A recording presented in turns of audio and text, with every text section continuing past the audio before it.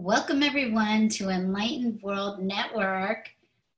We are here with Divine Relationship Recovery today, and I have a special co-host. Her name is Monica Augustine. Welcome, Monica. Thank you, Deb. It's so good to be with you, as always. Thank you. Oh, you're so welcome. It is a joy to be with you. Monica and I have done things together in the past. And there's definitely a definite energy relationship, and it feels really good. And Monica is a beautiful person. And so let me tell you a little bit about her, is that her passion is to support clients to gain clear insight, release inner blocks, and heal so they can take positive action to experience the life they desire. She gains information by asking questions, active listening, and using her empathetic, clairaudient, and clairvoyant skills. And then she uses Reiki to release and clear inner blocks and life coaching to support positive action steps. But this is just a little bit about Monica. So Monica, why don't you just let people know some more of what you do and how you work with clients and about the beautiful music that you create. Thanks, Deb. That was such a nice introduction. Yeah, well, all that you said is true. I consider myself an intuitive life coach. That's a title that just feels like it resonates with me for what I offer. Intuitive life coaching, Reiki, healing, and teaching. I do a lot of this, especially right now online because of the coronavirus, but it's gone really well on Zoom. I just see all my clients on Zoom or the phone right now. And I just really feel really passionate about helping people, supporting people. I've always been that way. Even in previous work, it's been, a teacher or musician. But it's all kind of very heart-based for me. But yeah, I love supporting people and helping them gain insight because I know how that feels, that feeling of just you want to do something, you want to make a difference, and you want to live a great life and help others to do that. But then I know what it feels like to feel stuck and feel like I'm just spinning my wheels. And I just know what that feels like. And I'm so eager, and then once you find the answers, you find that, oh my God, this is it. Oh, I know where I'm heading and which direction my compass is pointing, I'm navigating. It's such a great feeling because it can just feel so disempowering just to feel stuck. So I love that. I love supporting people. So I've really cultivated, and I'll continue to cultivate forever, I'm sure, because there's always room to grow. And the more I learn, Deb, the more I realize I don't know, the more it's like, oh, I thought this was supposed to feel, I actually feel like I know so much less, but I consider that a positive sign. But yeah, I really cultivate my intuitive listening skills. And I also teach classes. I just started teaching online level 1 and level 2. Level 1 is strengthening your intuition, and level 2 is trusting your intuition. So we go through, they're on Zoom, and we go through exercises each week, and we also pair up sometimes and practice on one another. So I have students now, I'm just also empowering that we all have intuition. It's not just for certain people or anything like that. But yeah, I really cultivate that, listening and cultivating empathy, intuitive ability, listening, and asking questions is so key. Like what you said before, Deb, just asking questions, and which questions you ask are so vital. I've learned over time because clients will come. Oh, and I've done the same for myself. You know how we'll ask ourselves, just an example, the important things in a human life, like love and health and money. And, these are important things. And, people will say, how do I find that right person for me, or something like that? And then, I've learned to answer that question and address it, but I've also learned to tune into higher, divine, which we're going to talk a lot about, divine, or however you want to, for anyone listening, just however you want to phrase it. I like to keep it open for people. I don't know how you feel, Deb, about that, but whatever you consider God, you know, I say divine, spirit, God, Jesus, angels. I use different terms, but I tune in and ask them, what's the question? What's actually the best question to ask to help this person? Because then I listen for that question and ask that. And it opens up just a whole new portal of information. So fascinating to me. And I have no idea how to answer why that is. But at least yet, I don't know the answer to that. But I do now know to ask, what is the most helpful, you know, question to ask for this person that will actually open up information? Because we can ask, why don't I have money, or why don't I have good health, or why don't I have love? But those questions are sometimes just a block. So you have to be like, what is the really helpful question here? Because it really opens up a whole new, like, just a whole tons of new information that's really helpful, you know. But anyway, I do intuitive work, intuitive life coaching, and I love teaching the classes online. I love empowering others to know they can do it too, you know, because we use the same tools we use on our clients that we use on ourselves. So, and I sing, and I just put out an EP, but an EP, it's called Captivated. There's 4 songs. I have 3 albums out on iTunes. They've been out there for years. It's all the songs seem to mostly be about growth and spiritual connection, the emotional experiences of human life. I try to make them inspiring and supportive. It's just naturally what comes through me as a musician. But yeah, it's called Captivated. It's out all the musical platforms, and I do love writing as well and singing. So yeah, so that's me. Thanks, Monica. I appreciate you sharing all of that. And her music is beautiful. And it just resonates with you, and your voice is beautiful, and the music that you play with it. So we were hoping that maybe you could sing today, but we're not doing that. But we will have you back again when you feel like you can sing a song, because it's just awesome. Oh, thanks. I'd love to. I just haven't been keeping my voice in shape lately, so yeah, we'll wait. We will wait till you're ready. Yeah. So, you know, this brings us to our subject tonight of everything Jesus. How do you relate to Jesus, or do you relate at all? And the way that my show started to morph into something a little different, I was picking topics that I was really interested in and then discussing that topic. And then recently it was, what does God want me to talk about? Instead of just, what is it that I want to talk about? What does God want to talk about? And Jesus is a amazing relationship for me and for Monica. And so it was perfect that we get to talk about Jesus today. So what I do is I break off the text that God has given me. There's like usually about 4 paragraphs, and then we talk about each paragraph and have a conversation about it. And I would love for anyone that is watching to share your experience with divine love or Jesus, or I feel the same way as Monica. Whatever you call divine love is fine. There's no wrong or right. There's no good or bad. It is such an individual experience to have your own relationship with divine love. And so I happen to call that God.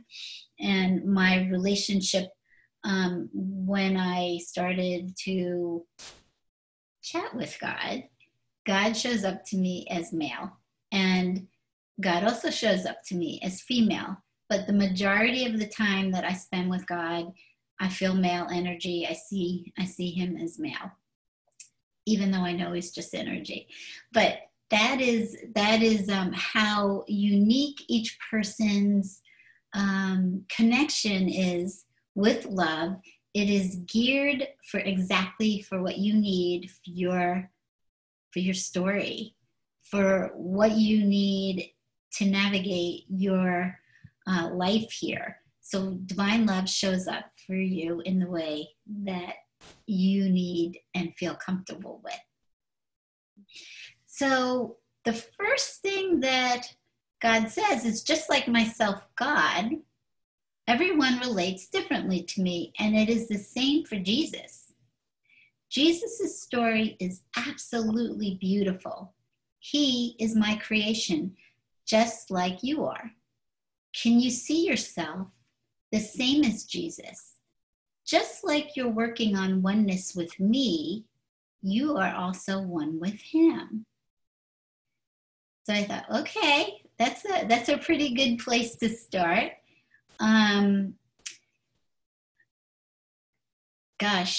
So Jesus is God's creation, just like each one of us. And I know that we keep working on, as you go along your spiritual path, you understand that there's only one energy. There's only one love. There's only one. And that you're one with that divine love. But understanding that Jesus is also part of that oneness. You are one with Jesus, just like you're one with God. And that took me a while to, and I'm still integrating it as I go along. I understand what I'm being told and taught intellectually, but understanding that Jesus will tell me, I am no different than you. I am you. Just like God says, I am you. Jesus is an aspect of yourself. It is whatever you want to call that. And so whether you relate to Jesus as the Christ or Yeshua, whether you relate to Jesus as an ascended master, because these are all the different ways that people relate to Jesus. And for me, I even asked God, how am I supposed to relate to Jesus, like in this life, and how I'm experiencing it? And I was told you relate to him as your brother, that Jesus is your brother.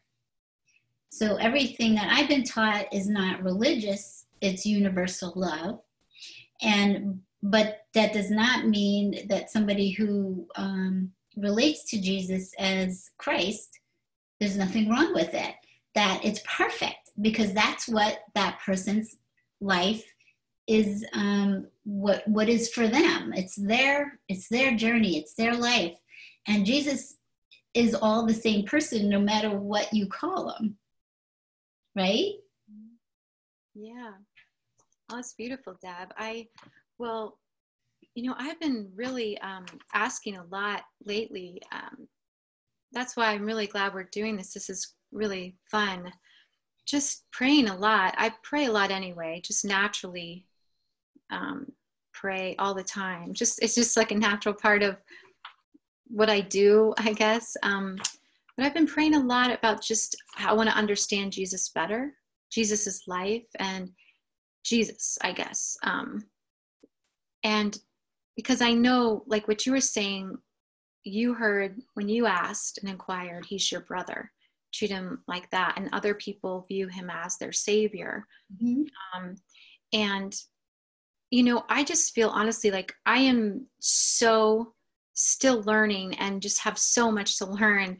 So part of me was like, I don't even know if I feel qualified to be on here with you, Deb, but I do feel really passionate about God and Jesus and understanding that better.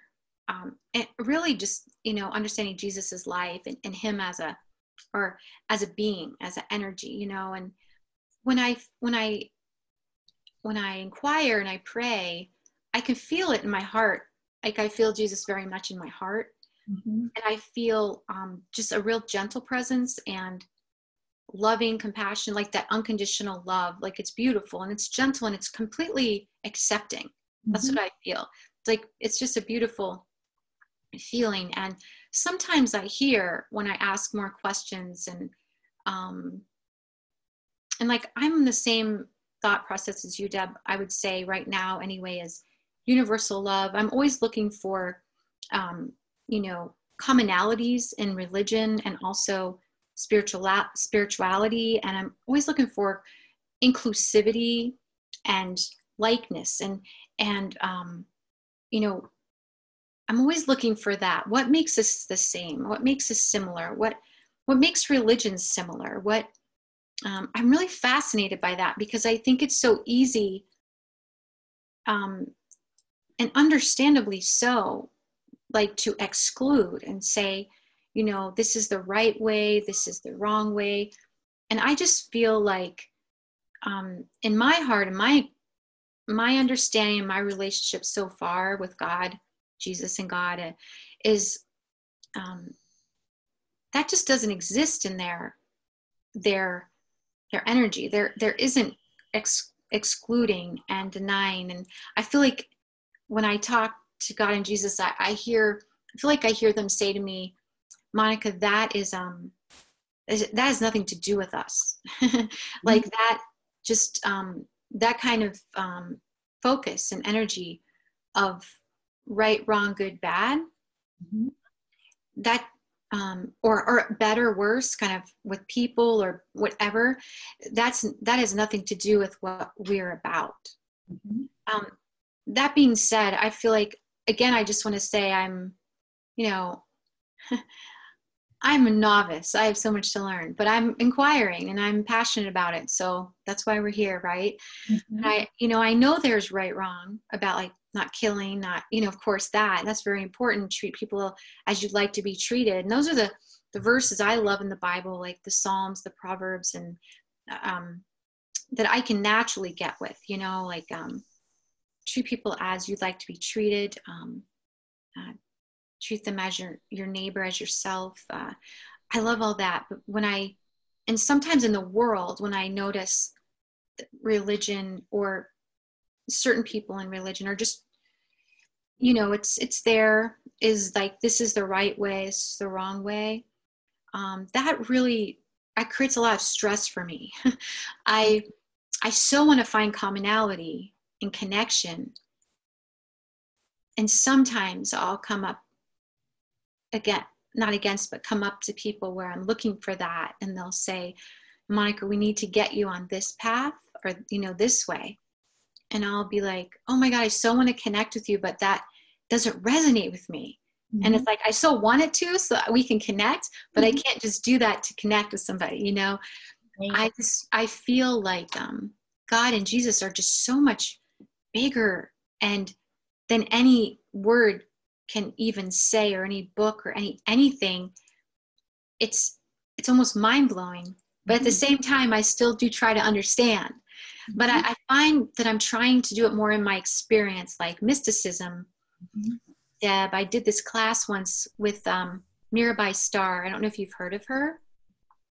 She's a Judaism mystic. I took a class with her in 2016, and I just loved her class. It was all about the Abrahamic traditions and the commonality between like Christianity, Judaism, and Islam, or Muslim Islam. And all she does is find the commonalities. I love that about her classes. And she says mysticism is that direct encounter with divine. So Jesus, God, earth, nature, because it's all God to me. So I feel like I resonate more with like the mystic part, the spirituality part of Jesus and God, and not so much the religious part. But it's not because I don't believe in that. And I do want to learn about more religions and learn about that. But I've always had trouble in my mind about it, because I always felt like conflicted, so I'm inquiring now more and more, just because I feel a little wiser, I'm a little older, and I don't take the words so literally. When I was younger, I did, and I just felt completely scared. So I was like, okay, I can't do that. I'm just going to try to be a good person, try to be kind, and forget about all that. Right. But now I'm older and I'm trying to learn more. But I do feel Jesus says it's okay, Monica, you don't have to call yourself anything. Mm-hmm. Don't tie yourself up and stress out about it, which I was actually, honestly, a couple of weeks ago, just because I felt like I like a lot of certain things, but then I was like, I feel bad. I can't call myself what part of my brain thinks I should. Yeah. It's in the right place. Mm-hmm. So I just have to go with that, Deb? Yeah, I totally agree with you. And it is such a journey because we've been programmed to see things in a certain way, and we learned about them in a certain way. So for me, when I first woke up and it was Jesus, and I was Jewish, so I was like, who are you? I don't know who you are. But everything about him looked like Jesus. And from what I've learned from society of who Jesus was. And so I had such a difficult time understanding, because this is all my knowledge of Jesus was Christ. Why is Christ here? And I could say, oh, he was Jewish too, so there's this commonality or whatever. But the truth is I was allowing programming to dictate what my relationship is with this beautiful spirit. And it was funny because my inner child just kept saying to me, it's Jesus. And I was like, what? She kept saying, it's Jesus. I'm telling you, it's Jesus. And I'm like, how do you know who Jesus is, right? And it took me a couple of years, and to the point where I said, how do I describe this relationship that is the most, the love, like you said, the love and the gentleness and when God said, he's your brother, it just kind of whew, all right, now I have something to call what this relationship is, because it didn't fit into the context of Christianity. It didn't fit into the context of Yeshua. Yes, he's a Jewish man, but I didn't know anything about that. And so I was awoke and not knowing really anything. And the relationship that was cultivated by this mutual love, which then of course also happens with God, which is, so now Jesus and God are so entwined inside of me because they're one, I'm one with them, that it's hard to separate, but because it's all coming from divine love. So for me, it was also what do I call this? What do I call him? Because this is the words that society gives me and tells me how I should think about this person, this spirit. And so having that framed for me in such a way that I can just say he's my brother, because that's what he feels like. That's what Jesus's energy feels like to me. And teaching that there's no hierarchy, that you are one and the same, that you're looking at another aspect of yourself as Jesus. So it's such a beautiful way that really helped me put that to peace inside myself, as to how do I relate? What do I call? And it's interesting. Why do we even have to call something? But I guess through language, and we want to share information, we need to have words to use. So it does not demean anybody's relationship with Jesus as Christ at all, because it's one and the same. It's just the way that you are relating to his spirit, his energy, and his teachings. So it is perfect for somebody who would relate to Jesus as Christ. And then there's lots of people in the spiritual community that relate to Jesus as an ascended master. Mm-hmm. Yeah, that's a good point. And Deb, when you mentioned, like when you're talking about how what you heard and you experienced was your brother, I think that's beautiful. And I think I may have heard that as I inquired as well. Like it's just there's a sameness there. However, when you say that, there's a part of me that says, it feels more like ego self or whatever, but it feels like, oh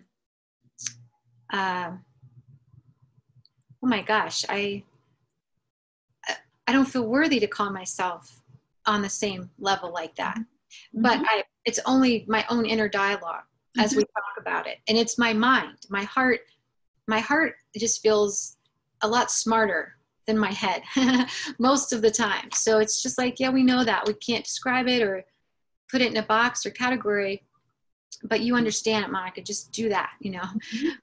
But since I want to talk about it more and be able to explain, and I think that's why I'm diving in more. But when you said brother, I so resonate with what you're saying. And then for me, I'm like, wow, you know.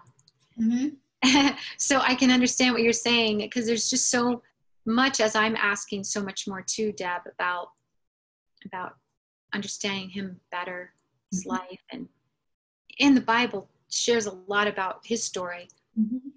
But then there's a part of me, meaning no disrespect, so I'm just being completely honest, like there's a part of me that says, you know, when I read it, I have to say, how does it resonate with me? Because I really am an eager student. I want to understand and pay respects and just, you know, all that. But I noticed that sometimes I'll be like, well, that was written so long ago. What if somebody changed it?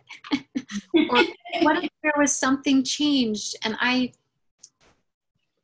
think that's some trust issues for me with authority, probably just from way back when. And I grew up Catholic and I also went to a Christian high school for a little while. And there were some good experiences. And there were also some things that didn't line up for me. So I think I remember even in Bible class, I was like, I don't know if I can trust this. So I'm just going to learn what I need to do and go to the next class, or I don't know. So I didn't mean to get off track, Deb, but when you said brother, I think part of me was like, wow, that courage that Jesus displayed and that complete faith and like that he explained in his life, like that's powerful stuff. And to think that I'm even closely related to that would just blow my mind. So like I'd have to work with that and integrate as well, honestly, you know? Yeah. And you know, this happens by spending as much time with him as you can, the same way you learn about God from spending time with God. And so I have spent so much time with Jesus in a short period of time when he woke me. And thinking about what you said is that because there was so much healing, because he spent so much time with me trying to help me understand what needed to be healed in me, experiences that I had that I never processed properly, and beliefs that I had about myself and the world. And so I think that I had felt saved by him. So part of me wanted to see him as a savior because I felt saved by him, but not in the same way, I guess, without all the doctrine and religion. I just felt, oh my God, this is, this person saved my life. This person changed my life. This person stripped me down with God of and this is ongoing, of my faulty self, and teaching me how to love, teaching me how to view things from a divine perspective. And you are in like, oh my God, you know, then there's this hierarchy, right? And God tells me to get off my knees, that there's equality, and that Jesus says, I am one with you. And I remember having a conversation with him, because I went through this period of time of not being happy being me. I didn't like my character, like my character I'm playing in this earth thing. And he said, but you're me. And he said, if you really looked at yourself as me, and I said, well, if I looked at myself as you, then I'd be pretty happy with myself. Sure, right. Thinking all the things that I think about myself, if I really believe that I'm you. And this is part of the spiritual process of coming into oneness. And the more that you spend time, and I also was very interested in Jesus's life as well, and not just the Jesus life that we've all known through the Bible. I wanted to know him, and I want to know what his childhood was like, and what it was like for him to be called to minister, what it was like for him to be on the cross. So I have a book that he's given me some of that information, and he's asked me not to get tangled up into defining really who he was, because that's not my job. My job is not to define for anybody. It is my relationship with him, and this is my story. So this is the way that my story unfolds within my relationship with God and Jesus. So there's the next one says, Jesus's path might look different than yours because it is couched in religion. However, his life was about the telling of his connection from returning home to me and staying in my presence, just like I'm asking you to do. Oh, that's beautiful. I love that. It's so beautiful, Deb. One thing I wanted to say was, I noticed, Deb, that the client I had a client on the phone before we talked for this. And I always pray to kind of bring in the light and love and purity to every session. And I know that it's not me. I've learned now, I think it's been 6 years now I've been doing this work. And it's coming through me. And I just learned to listen and clear out. And it's really a passion of mine. I love doing it. What I keep hearing, like today, I had a client that she's got, she has some really, really important, like, very big life decisions to make that are happening in her life. And when I read what she wanted to work on today, and she's a new client, I just, I prayed extra hard. There's some big decisions to be made there, and pressing ones, I'd say, for us humans, and I prayed. I always say Father, Son, Holy Spirit, Holy Fire, Reiki, Divine Love and Light. I just call in higher selves, and that's just how I do it. But I always say to my clients, like, I welcome you to say whatever works for you. And she was more connected to nature. Mm-hmm. And I said, do that. I'm not here to convince. I'm here to support you and help you, I have no need to convince anyone of anything, But when I called that in, I just, I felt Jesus's presence just come right through and say, Monica, we're with you. We're guiding you. It was stronger than it's been in a long time. Mm-hmm. I think it's because I've been asking for that, but also I think it's the need that is needed for her today. But I know there's a reason I went on this talk right here, Deb. But I felt the presence in you. Let me try to go back and find what made me say that. The presence, the path, like Jesus's path, right, is different than yours, than mine. And that he was just always in alignment with God, like God's will for him. It's just so connected, like crystal clear, right? Mm-hmm. As far as we know. And maybe when he was younger, when he was a child, maybe he had to learn things that we don't hear about. I don't know, right? But you have inquired, so I think you have answers to that. But yeah, that constant alignment.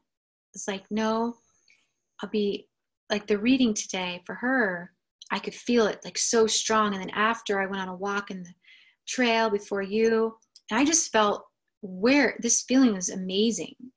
And I could feel, I was like, what is this feeling? It's like, Monica, you're not thinking about yourself.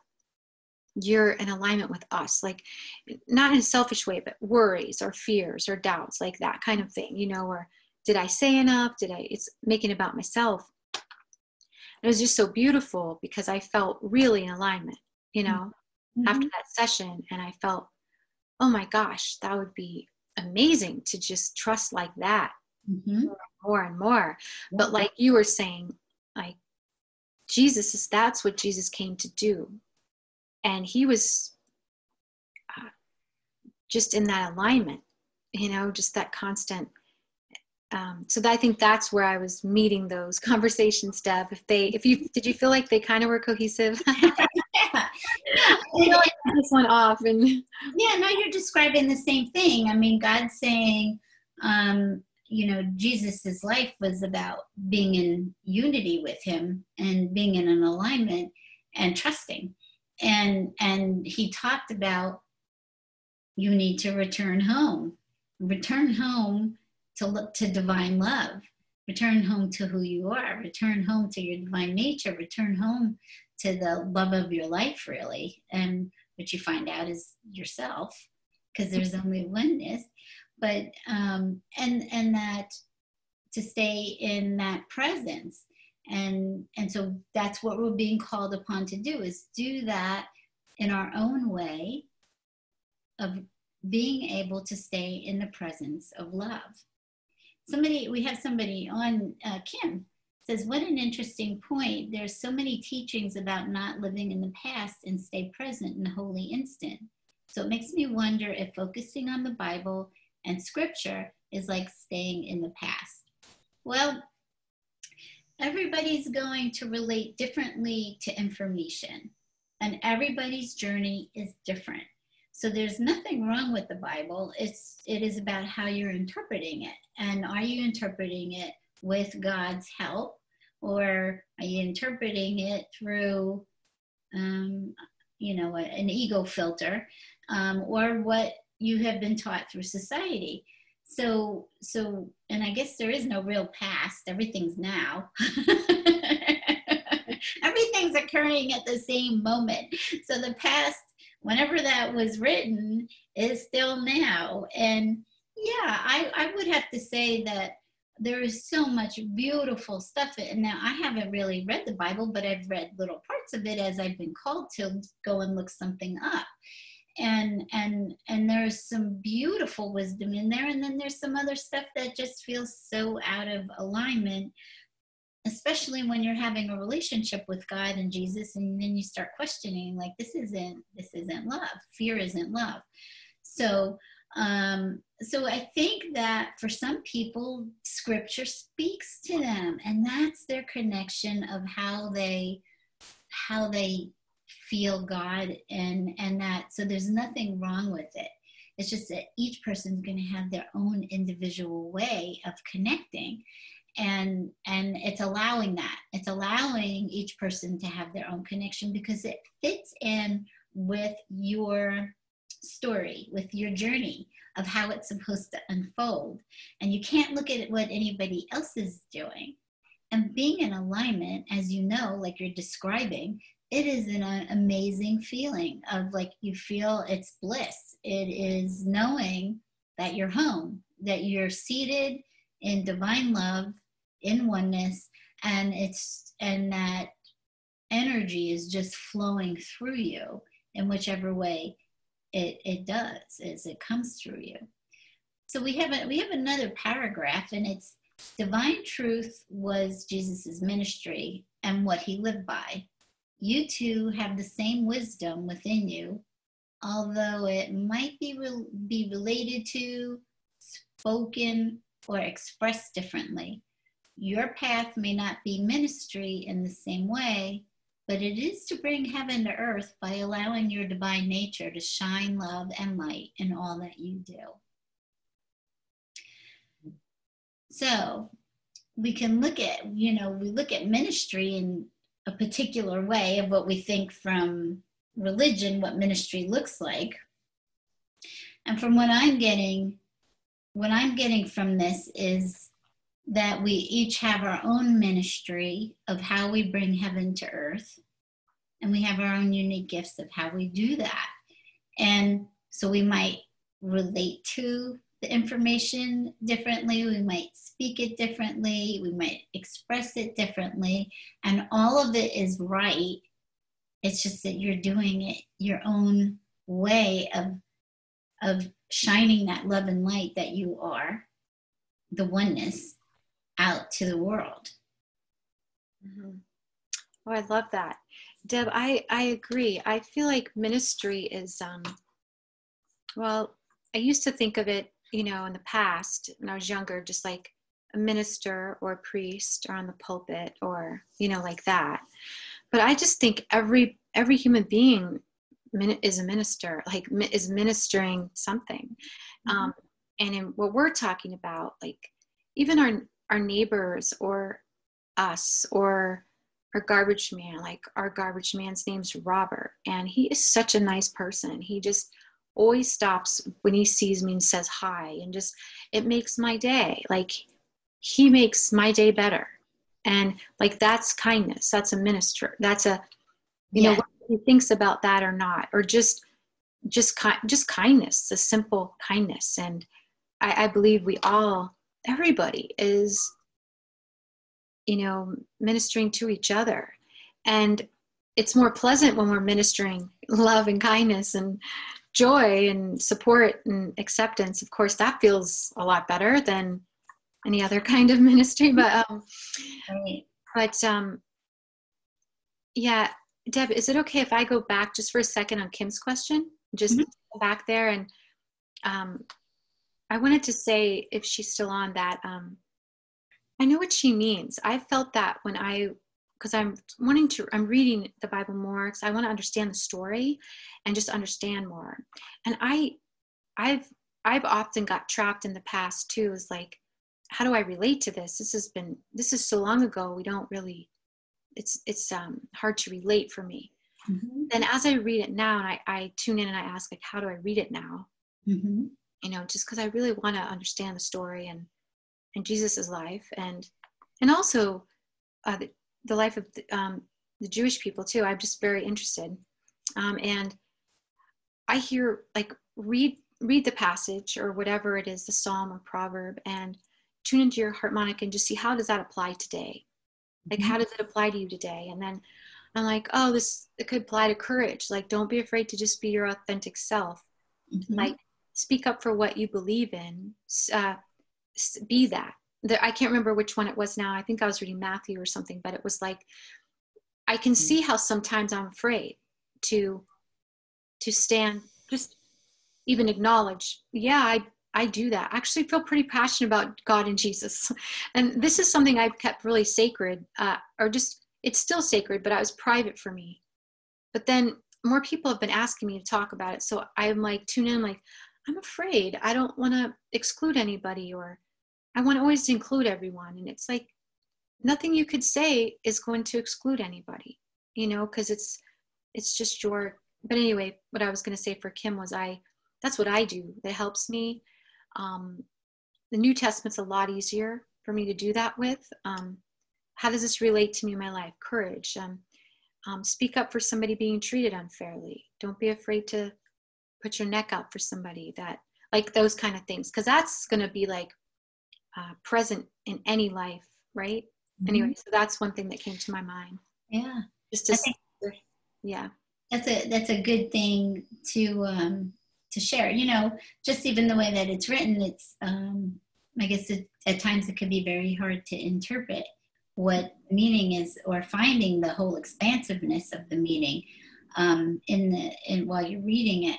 And we have Bill on with us, and he says, this is going back to find the divine is fine, but the divine is just as present today and speaks through humanity if we listen. And that is true. The divine is always there. And then the divine is always is in every single moment. The divine is, and it's always now.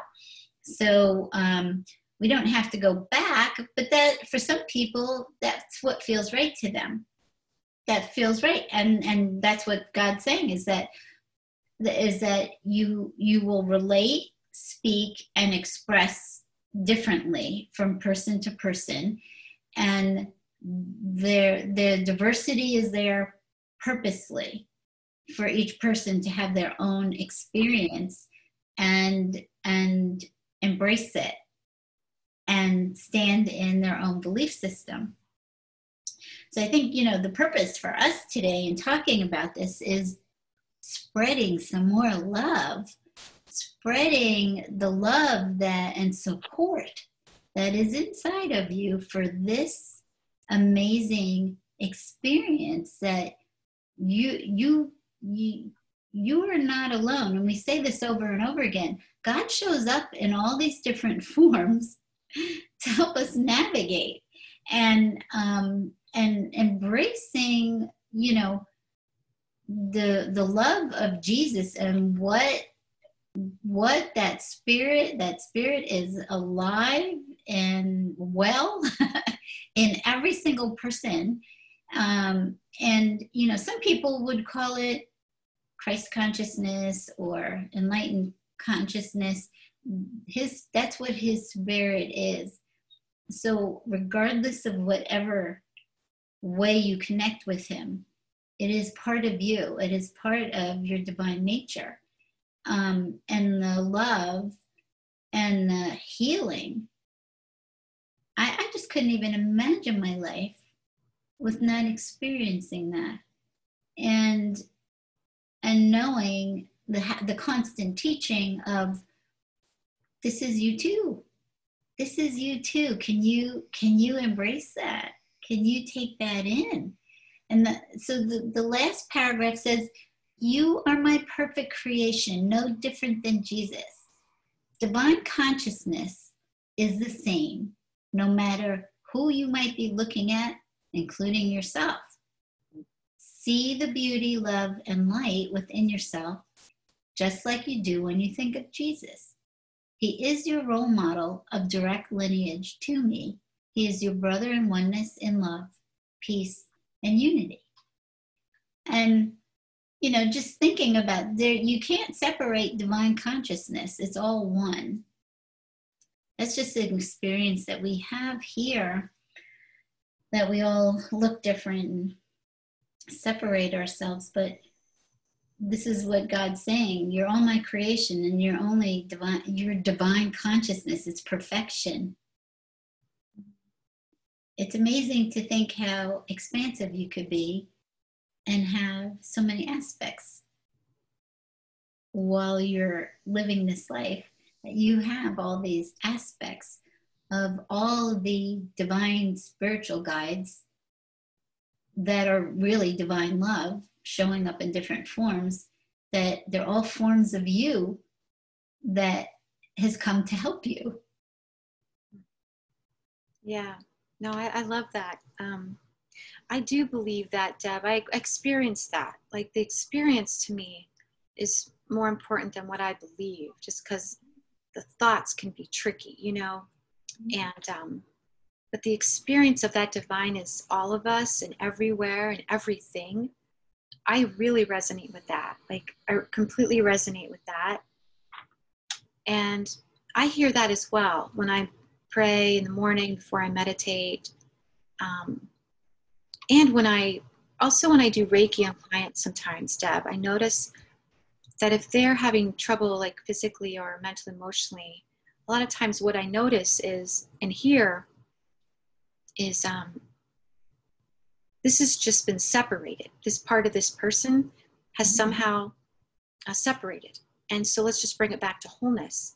And it's like the awareness that there is no separation, right? Yeah. But to get the body or the cells that are struggling in somebody or in ourselves, right? Like, it's a separation, that doesn't need to be there, that we just created in our own minds. And I believe everything, or I experience that. It's just something that I don't struggle with at all, that everything is divine. And I don't know how I would explain, Deb, like, you know, hard things that happen, or, things are challenging or painful or hurtful in the world. And we have a lot of that right now. But no, I definitely am. I don't know how to explain that. However, there's a part of me that trusts deeply that there's a lot more going on than I'm aware of. And so whenever it's just way out of, like, I have no idea, I just go to my heart, and I do really trust and have faith. And that's okay that I don't know the answers too.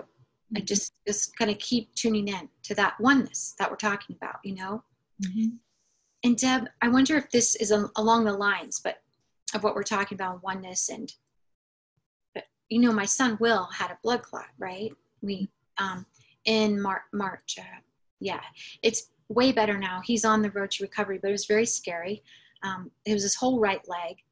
And from being a premature baby, he has some anatomical things that in his vascular system veins, that his blood, parts that we have in our bodies, he doesn't have to move the blood easier, right?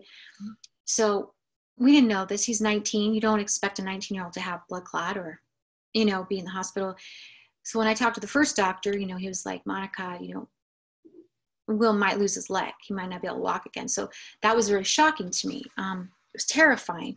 So anyway, long story short, I just prayed and did Reiki on Will the whole time. And he asked me to, Mom, we prayed together. I said, oh my God, just as a mom, you want your child. I don't know what God's plan is for Will, but I'm going to do my best to pray for the best outcome that I think is possible, because I'm human. Of course, I want Will to have 2 legs, and I want him to, but when I was doing it, after that, I said, well, I told the doctor, I said, I appreciate your expertise. I really respect you.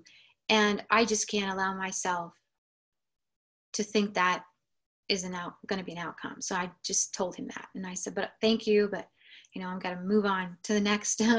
So I did Reiki on him, and I prayed, and it's like, well, let's just pray together. We want Will to grow up however he believes. We don't have him think any certain way, but he even said, let's do that. Because I believe when we are more in a group, it's more powerful. And I just heard loud and clear, like clairaudiently, Deb, it felt really, to me, felt like God.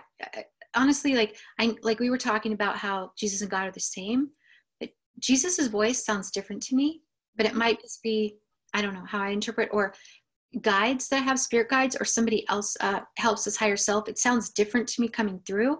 I know the fruits are good, so I listen, but they feel different. And this one felt more like a thunder, like, Monica, pay attention. And so it said, Monica, it's okay to say, I know this is going to work. And I told Ruth that, our common friend, I told her that. And I always thought that saying, I know this is going to work, was arrogant. I don't know, coming from me, or I just thought it was arrogant. So I was afraid to say it. And I was a little superstitious as well, but it said, no, I need you to say this and believe it. I felt like universe, however you want to say, God, universe, anyone listening, I welcome whatever you want to feel. I'm just like that. But I heard, you have to, I want to hear you say, I know this is going to work. Meaning, I think it meant our prayers. And I think that Spirit was trying to strengthen my faith. That's what my feeling was. And however you want to look at it, it worked. And it was interesting. Before I even said it out loud, Will said, Mom, I know this is going to work. But it was interesting because I think he telepathically was picking up. It was interesting. But I don't know, the faith strengthened my faith. You need to have more faith. Like, I can do anything. Like, yes, even if I do respect doctors very much, and not without them, like, God works through them. So without them, we needed them, and they're skilled, and I'm so grateful. And at the same time, if I hear that voice, the thunder, like, Monica, don't let your mind sit there. Don't focus on that. Focus on what's possible. I'm going to listen to that for sure over Yeah. And again, Deb, I'm not sure what took me there. Maybe it's turning 51. I don't know. Sorry. But I don't know why I felt like it tied in. I don't know. It does.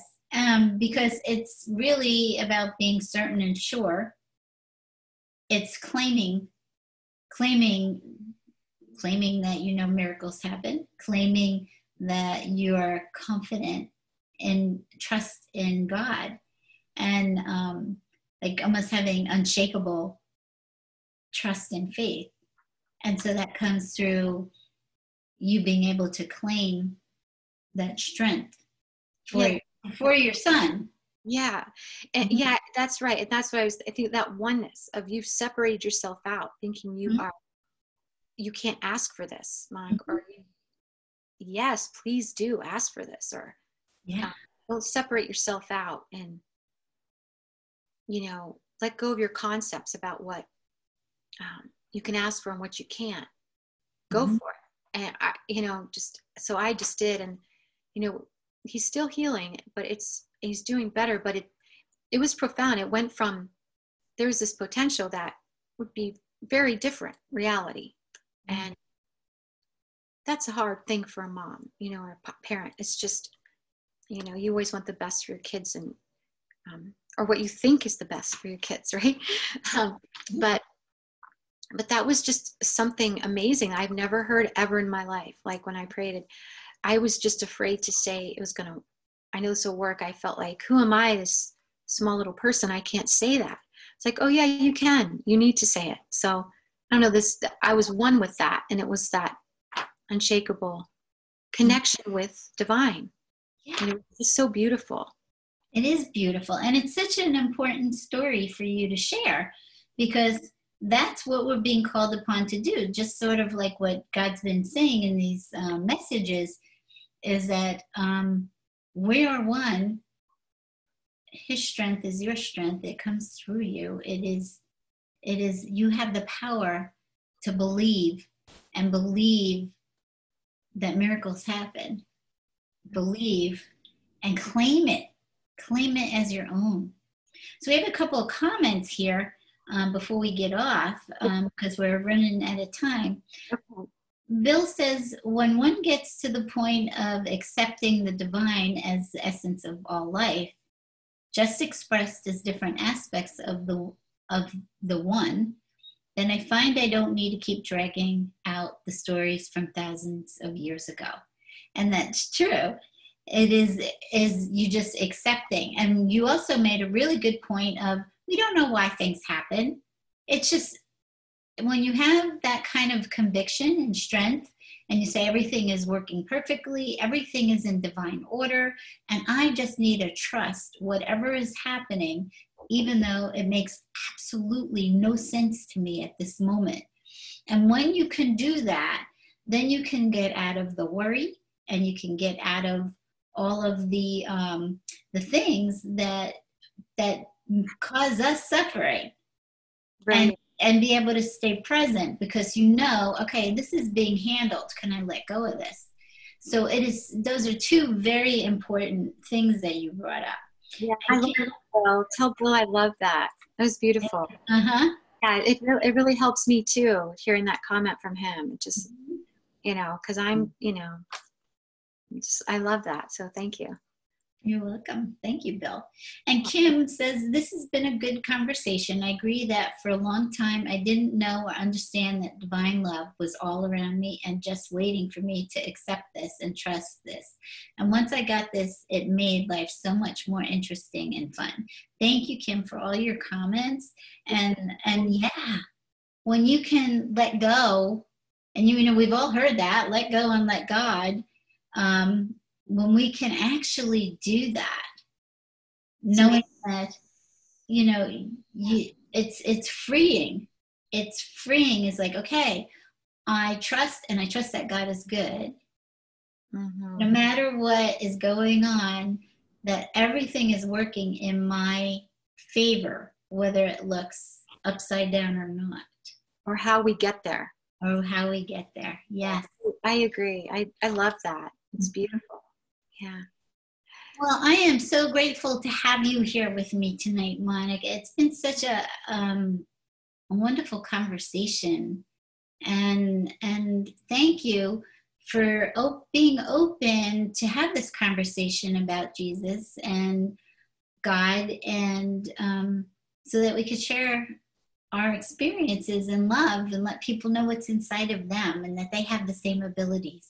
So, can you please let people know how to get in touch with you? Yeah, yeah. I have an old email, so I have to remember what that is. Well, email energia healingarts@gmail.com, and energia-transformyourlife.com is my website. People can reach me both of those places. And yeah, and Deb, this has been so wonderful. And I really enjoyed talking about it. It's been on my mind and my heart, and I'm trying to understand what I think more in my mind. Mm-hmm. I know my heart does. It's just naturally in sync. My mind gets tricky in there sometimes, you know, but this has been so great. And it's been so nice to have Bill and Kim on to share and get their input and their perspectives, and yours, Deb. I love it. And I love your book. And as I went back and looked at it even more today, I'm like, oh my gosh, so many things I'm questioning, wondering are in there. Mm-hmm. I need to go back and finish that. So. Well, thank you. I know I have to keep rereading it too. Actually, Jesus dictated all of the books to me, and he said, I'm dictating that you're writing them for you because you're going to keep forgetting, and you have to go back and reread them. Oh my gosh, like your own journal. Well, it's been helpful to me too, though. I loved it. The first time, you know, we met, we had that in common. It was like, oh, this is in common. This is great, you know. Mm-hmm. It is. It's beautiful. I loved it. This was so fun, Deb. Thank you so much for inviting me. Oh, you're very welcome, and I'm sure we will have you back again Yay. in the future. And so I wanted to remind people that at 9 o'clock, Terry Angel and Karen Palmer are going to continue with their 40 days of chanting. If you would like to join them, so that's 9 o'clock Eastern time. And then we will have replay our meditation a day today at 10 o'clock p.m. Eastern. So I wish you all an absolutely wonderful evening or day, whatever time it is for you. And so we're going to say goodbye for now, knowing we are one love, protected and held in divine order by our Creator. Go out this day in this awareness and allow God's peace and joy to occupy every thought. Lead with your heart and welcome everyone home, for all are loved. Bye-bye, everyone. God bless you. Bye, guys. Bye, Deb. Thank you. You're welcome. Thank you.